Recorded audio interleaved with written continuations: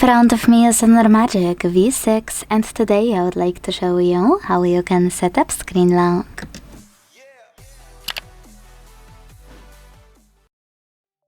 First, launch Settings.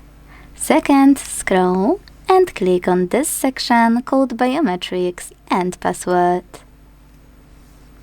Now, when you're ready, select this section here called Lock Screen Password and pick one of those login methods that will show up after you tap on Select Unlock method. So 4-digit PIN, custom PIN, pattern or password. Then create it, and if you made a mistake, just click at the bottom left corner and redo it correctly.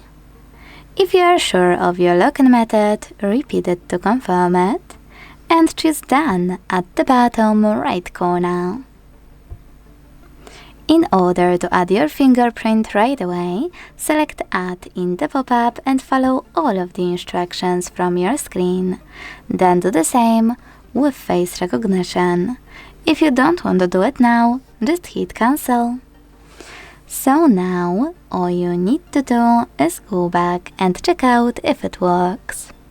When I switch off my screen, turn it back on and swipe up, icons that pattern is required. Thanks so much for watching. If you enjoyed this video, leave a like, comment and subscribe. Bye!